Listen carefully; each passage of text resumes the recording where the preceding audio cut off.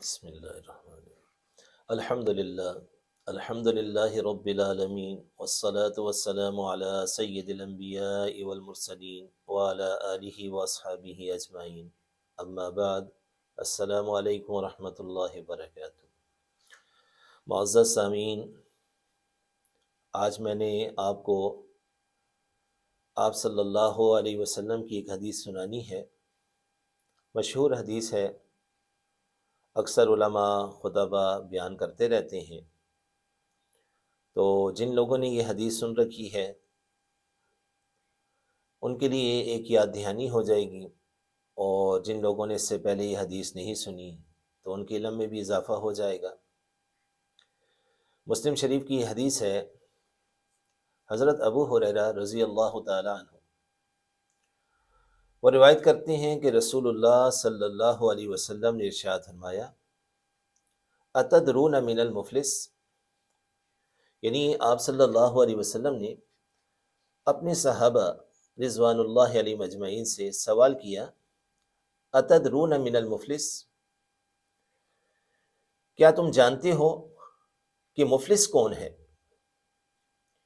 تو آپ کے صحابہ نے عرض کیا، المفلس فینا من لا درہم لہ ولا متاع، کہ ہم میں مفلس وہی شخص ہے جس کے پاس درہم اور دنیا کا ساز و سامان مال و دولت نہیں ہے۔ اور ہم سے بھی کوئی پوچھے تو ہم بھی اسی کو مفلس سمجھتے ہیں کہ جس کے پاس دنیا کا مال نہیں ہے، دولت نہیں ہے، دنیا کا ساز و سامان نہیں ہے، اسی کو ہم بھی مفلس سمجھتے ہیں۔ لیکن ذرا سنیے کہ رسول اللہ صلی اللہ علیہ وسلم نے اس امت کا مفلس کسے قرار دیا ہے۔ آپ صلی اللہ علیہ وسلم نے ارشاد فرمایا، ان المفلس من امتی من یأتی یوم القیامت بالصلاة وصیام وزکاۃ، فرمایا میری امت کا مفلس تو وہ شخص ہے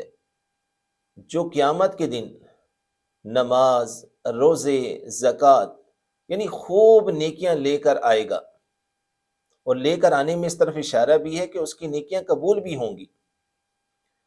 خوب ڈھیروں ساری نیکیاں وہ لے کر آئے گا۔ لیکن دوسری طرف اس کی حالت یہ ہوگی، ایک طرف تو وہ دنیا میں نیکیاں بھی کرتا رہا، نمازیں بھی پڑھتا رہا، روزے بھی رکھتا رہا، زکوٰۃ بھی دیتا رہا، دیگر نیکیاں بھی کرتا رہا، لیکن دوسری طرف اس کی حالت یہ تھی کہ وہ لوگوں پر ظلم و زیادتیاں بھی کرتا رہا۔ چنانچہ آپ صلی اللہ علیہ وسلم ارشاد فرماتے ہیں، وَيَأْتِي وَقَدْ شَتَمَ هَذَا وَقَذَفَ هَذَا وَأَكَلَ مَالَ هَذَا وَسَفَكَ دَمَ هَذَا وَضَرَبَ هَذَا، ایک طرف تو نمازیں بھی اس نے پڑھی، روزے بھی رکھے، زکاتیں بھی، لیکن دوسری طرف اس کی حالت یہ تھی لوگوں پر ظلم و زیادتی بھی کرتا رہا، کسی کو گالی نکال دی، کسی پر تہمت لگا دی، کسی کا مال ناجائز طریقے سے کھا لیا، کسی کے ساتھ خون خرابہ کیا، کسی کو مارا پیٹا۔ تو اب وہ قیامت کا جو دن ہے وہ تو عدل کا دن ہے، وہ تو انصاف کا دن ہے، وہاں تو ہر حقدار کو، ہر مظلوم کو اس کا حق دلایا جائے گا۔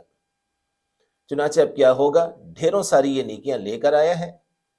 لیکن اب دنیا میں جن لوگوں کے ساتھ اس نے زیادتی کی ہوگی، جن پر ظلم کیا ہوگا،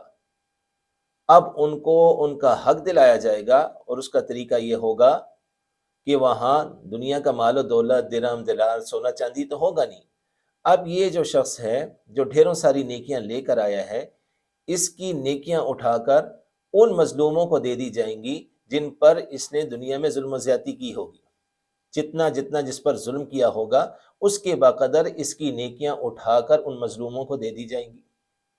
اور اگر اس کی نیکیاں ختم ہو جائیں گی اور حقدار یعنی مظلوم ابھی بھی باقی ہوں گے، تو پھر جو باقی مظلوم ہوں گے ان کے گناہ جتنی اس نے زیادتی کی ہوگی اس کے بقدر ان کے گناہ اٹھا کر اس کے کھاتے میں ڈال دیے جائیں گے۔ اپنی نیکیاں بھی ختم،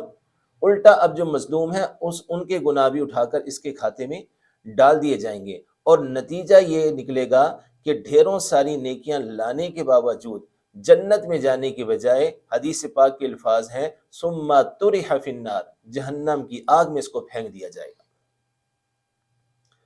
تو آپ صلی اللہ علیہ وسلم نے ارشاد فرمایا، میری امت کا مفلس تو یہ ہے کہ ڈھیروں ساری نیکیاں لے کر آیا، لیکن اس کے باوجود آخرت میں خالی کے خالی ہاتھ رہ گیا، اور جنت میں جانے کے بجائے ثم طرح فی النار، جہنم کی آگ میں اس کو پھینک دیا گیا۔ تو بہرحال اس حدیث میں ہمارے لیے یہ سبق ہے کہ یہ جو ہم دنیا میں ایک دوسرے کے ساتھ ظلم و زیادتیاں کرتے رہتے ہیں، اس کا آخرت میں بہت بڑا نقصان اٹھانا پڑ جائے گا، بہت بڑا نقصان اٹھانا پڑ جائے گا۔ اپنی نیکیاں بھی ضائع کرنی پڑ جائیں گی، جس پر ظلم کیا ہے اس کو نیکیاں دے دی جائیں گی ہماری، اور اگر نیکیاں ہمارے پاس نہیں ہوں گی یا نیکیاں ختم ہو جائیں گی تو جن کے ساتھ ہم نے زیادتیاں کی ہیں، جو مظلوم لوگ ہیں، ان کے گناہ بھی ہمارے کھاتے میں ڈال دیے جائیں گے۔ تو کتنے خسارے کی بات ہے۔ تو آپ نے فرمایا میری امت کا اصل مفلس یہ ہے۔ اس لیے اللہ تعالیٰ سے دعا کرتا ہوں کہ اللہ تعالیٰ ہمیں بھی ہر ظالم کے ظلم سے محفوظ رکھے، اور اس بات سے بھی محفوظ رکھے کہ ہم کسی پر ظلم و زیادتی کریں۔ وآخر دعوانا ان الحمد للہ رب العالمین۔